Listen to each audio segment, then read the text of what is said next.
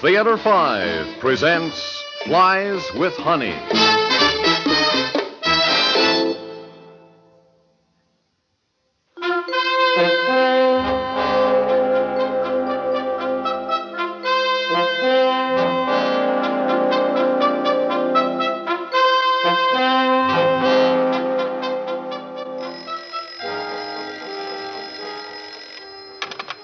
Nora Benson speaking.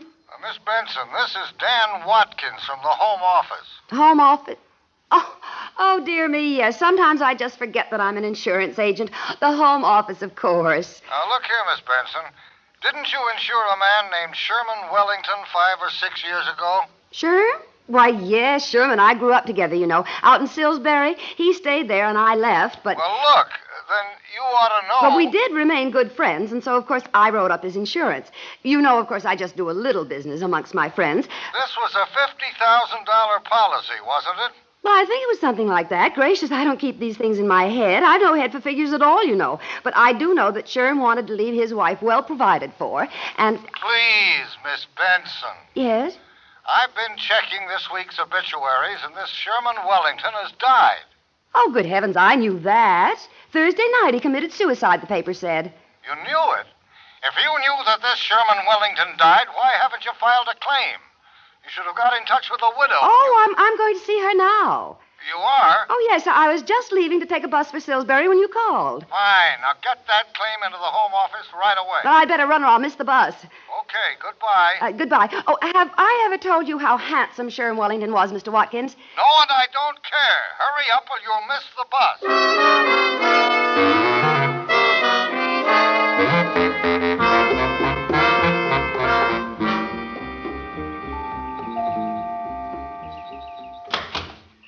Yeah?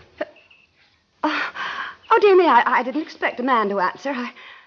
I don't know you, do I? I used to live in Salisbury, but... I'm Dr. Drake, Dr. William Drake. Oh. Well, I've come to see Mrs. Wellington. Goodness, it's such a sad thing about poor dear Sherm. Are you a friend of Mrs. Wellington? That's funny, you know, I've never met her. I'm Nora Benson, by the way. Sherm and I grew up together, and naturally, I wanted to offer my condolences. Oh, well, Mrs. Wellington is ill and too upset to see anyone. Oh, goodness. Well, I suppose that's that. Yes, well, I'll tell her you called. Yes, thank you. Oh, I would have liked to talk to her about poor dear Sherm. Well, I'll tell her that, too, Mrs. Benson. Miss Benson. Oh, Miss Benson, sorry. Well, goodbye. Goodbye, Dr. Drake. Oh, dear. Oh, really, Miss Benson? I'm sorry, Dr. Drake. I forgot to say that I'm not just an old friend. I'm also an insurance agent. It's just something I do for a living, so I'm always forgetting about it. But anyhow, I wrote a policy for Sherm some years back for $50,000. Oh, is that so? Yes. So when poor Mrs. Wellington is better and able to talk business... Wait, just 1 minute. I suppose a matter like this needs immediate attention, so perhaps I could let you see her for just a moment. Oh, I wouldn't want to upset her. Well, I don't want you to have made the trip for nothing. Well, if you think so. Yes, please, come right in. This way. Who was that, Bill? Oh, it's an old friend of Sherman's, Mrs. Wellington. Oh? Oh, I'm afraid I don't know you. Oh, this is Mrs. Wellington, Miss Benson. How do you do? I'm sorry to trouble you, but... Well, I am not feeling well. I'm quite upset, you know, and... Well, I thought you should see this lady, Mrs. Wellington. She's an old friend of Sherman's, and she's come from out of town. And as a matter of fact... As a matter of fact, I wrote an insurance policy for your husband, $50,000. I thought you might want to see her. Yes, of course. I'm sure that you understand why I don't want to see everybody, but won't you sit down, Miss Benson? Thank you.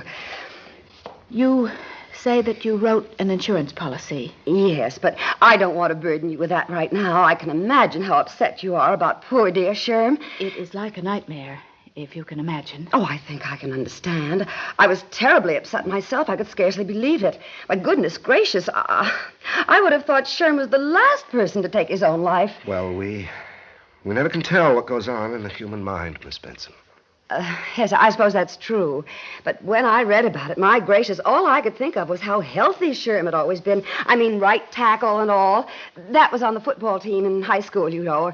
Or the basketball. Well, something, anyway. The one where they wear the shoulder pads.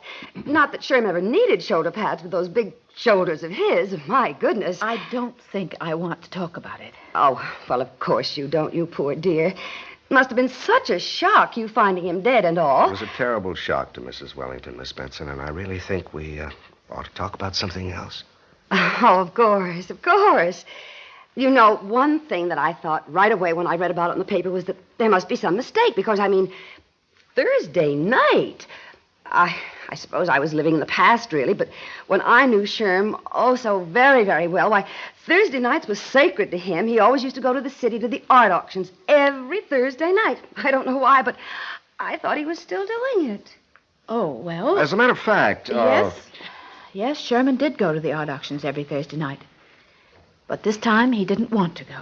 My goodness. He actually said he didn't want to go. Yes, he did. Dr. Drake was here that night. He was a dinner guest. Yes, I was. And Sherman said he guessed he wouldn't go into the city. Said he didn't feel very well. So I offered to examine him, but he said it was nothing, that he was just tired, and he went up to bed. And that's when he took the sleeping pills. Oh, can't we talk about something else? Yes, I really think, Miss Benson, it would be better for Mrs. Wellington if we just talked about whole business or something. Oh, well, I don't want to impose on Mrs. Wellington. But if there is something to be done, then I would like to get it over with. I mean, if it's just signing papers or something. Now, just don't you fret. We'll take care of such things all in good time. I'm not going to have you worrying. You must feel even worse than I do about what happened. Why, after all, you were his wife. You lived with him all these years, so even though I feel terrible, it must be just awful for you. Well, Mrs. Wellington was really in a state of shock, Miss Benson, and under mild sedation. That's just my point, because dwelling on it is not... Of course. Of course that's true. However, you must understand that I was simply bowled over by what happened, because... Well, I don't know whether Sherm ever spoke of it, Mrs. Wellington, but he and I were what we used to call sweet on each other. That was before he met you, of course. No, he never spoke of it. Well, that was very sensible of him. We were sweethearts, actually. I hope you don't mind my mentioning it now, after all these years. Do you? Well, I suppose not. Of course you don't. Because after all, you had Sherm as a husband all this time.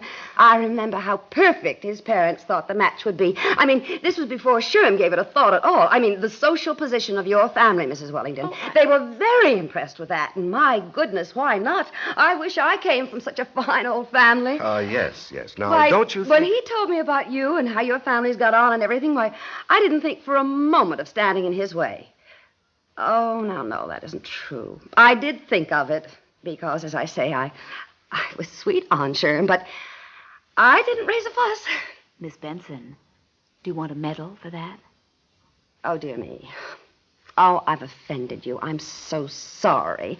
I don't want you to think that Sherm didn't also tell me how pretty you were, and now that I see you at last, I can see he was right. Heavens, I don't think Sherm would have married anyone just solely because of her social position and family at all. Not unless she was pretty, too. Heavens, no. Oh, I do hope you'll forgive me if I've offended you. Have I?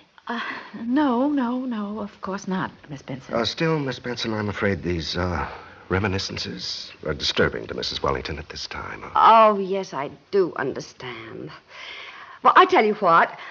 I'll leave right away. I have to catch a bus back anyhow, and I shouldn't have taken up so much of your time, Mrs. Wellington. Yes. Now, about the insurance. Oh, goodness gracious. I can't trouble you with business matters at a time like this. It is no trouble. I would rather have it off my mind. Well, I have no objection, Miss Benson, and it might help take a mind off things. Well, you're being very polite and trying to save me another trip, but... Oh, no, it is not that. No, it really would be good for Mrs. Wellington. It would give her something constructive to do. Oh... Well, that is too bad, then. You see, I didn't think that this would be the time for it, so I didn't even bring the blanks with me. Blanks? Well, the ones you'd have to fill out. Oh, all sorts of questions and information that, for the life of me, I don't see the use of. But you know the company. They insist. And I thought it would just be too much for you, so I didn't even bring the blanks along. This was just a visit to offer condolences and to talk with you poor dear, about someone we both thought so much of. And, You can't do anything without the blanks. Oh, you should know the insurance business. We can't breathe without filling out all kinds of blanks. Yes, well, when do you... I'll come back Next week, say a week from today? Well, fine, anytime. I couldn't make it any earlier. And besides, poor Mrs. Wellington will have more time to recover from the shock by then. Mrs. Wellington, it's been so nice to meet you. And you too, Dr. Drake.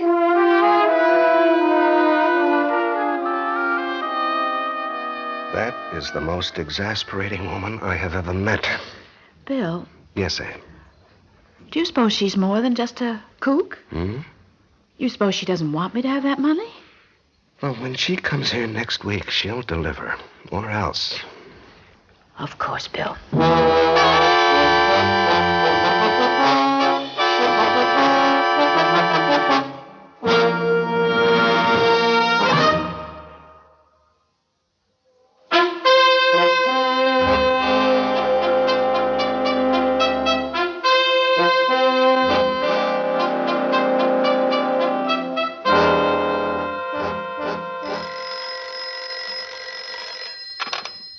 Hello, this is Nora Benson. Miss Benson, this is Dan Watkins.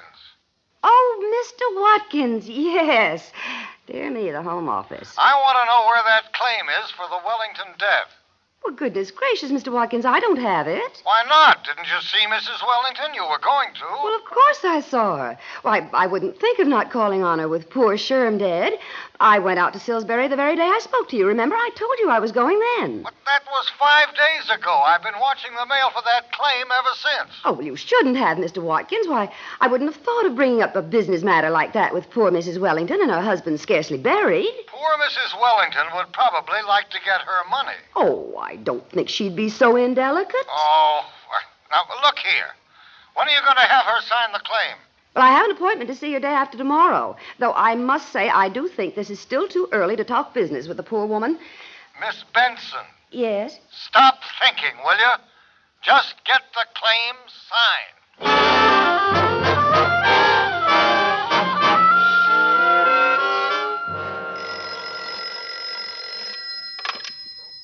Hello? Hello? Is this Mr. Arthur Dooley? Yes? Who's this? Well, you don't know me, Mr. Dooley, but I was a great friend of your business partner, Sherman Wellington. My name is Nora Benson. Oh, well, how do you do? Very well, thank you.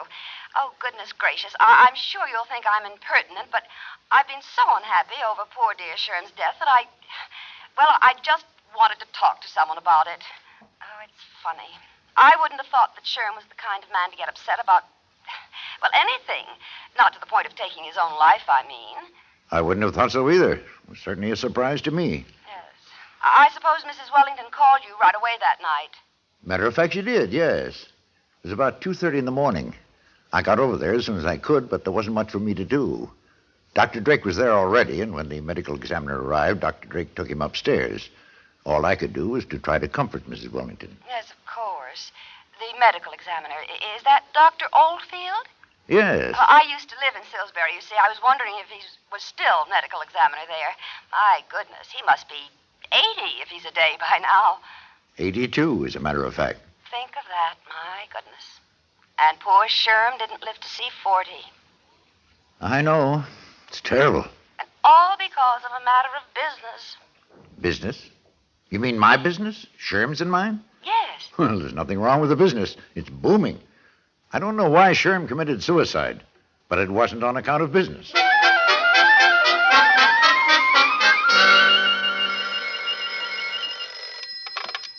Dan Watkins here. Oh, Mr. Watkins, I'm so glad I found you in. This is Nora Benson. You know that claim you kept badgering me about, Mr. Wellington's $50,000 policy? Yes? Well, I need your help. Or at any rate, I need your presence, Mr. Watkins. I'd like to have you come to Salisbury with me tomorrow when I keep my appointment with Mrs. Wellington. Well, I don't see why you need me. Well, it's hard to explain, but there are complications, and I'm sure poor dear Sherm would want you to be there. Well, who is poor dear Sherm? The deceased, Mr. Wellington. Though it does seem strange to me to call him anything as formal as that. I do so hope you can come with me. Well... Oh, and Mr. Watkins, just sit back and let me do the talking, will you?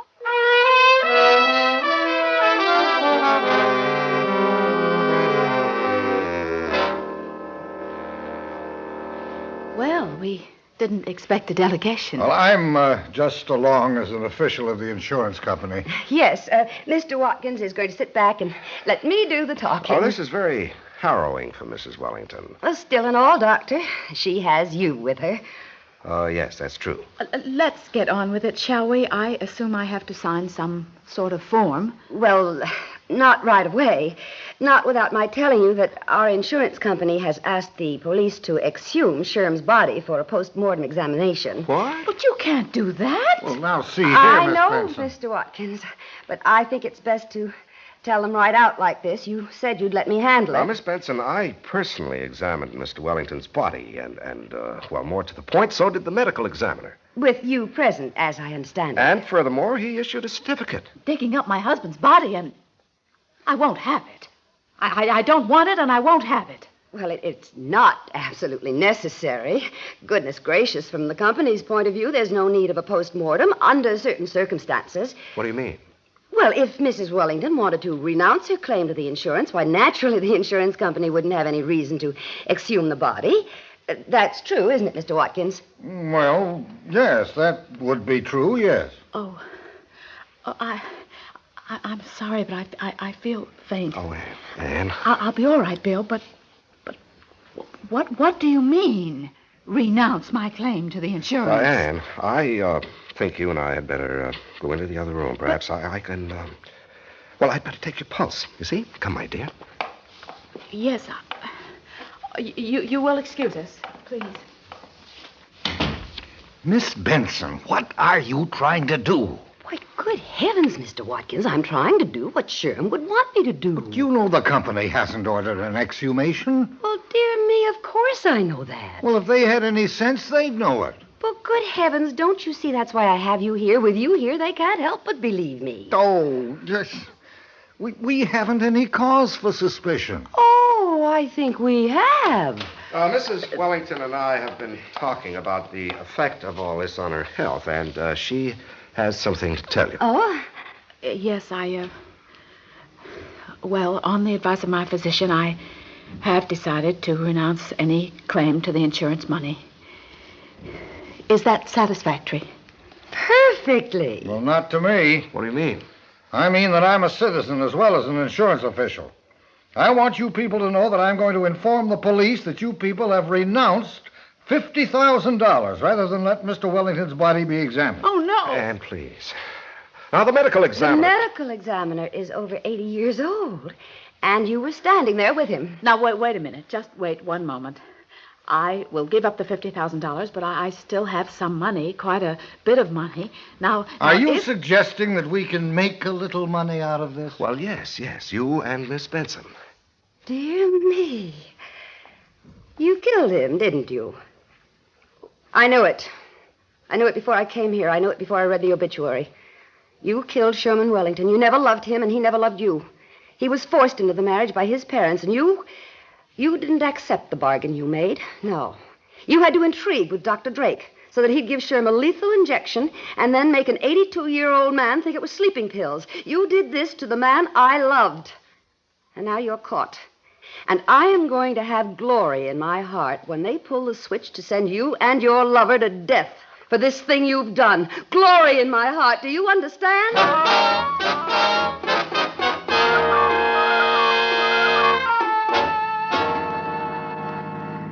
My house is right down this road, Mr. Watkins. All right. Before you go, one thing. You said you knew Mr. Wellington had been murdered even before you read his obituary. How did you know he was dead before that? Because he didn't show up in the city on Thursday night. And there was only one thing that could have kept him away. Death. But not suicide. Not on a Thursday, Mr. Watkins. Thursday was what he lived for. Every Thursday night throughout that miserable marriage of his, he had a date with me.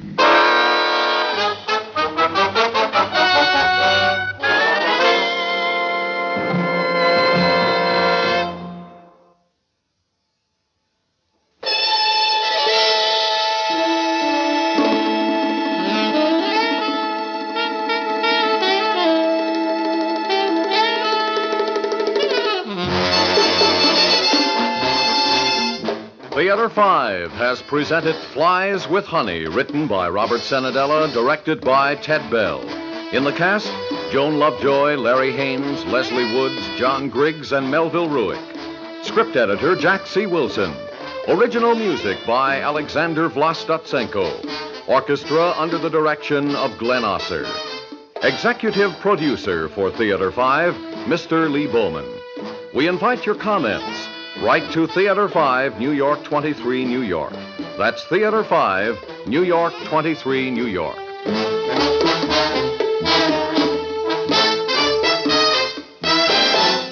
This is Fred Foy speaking.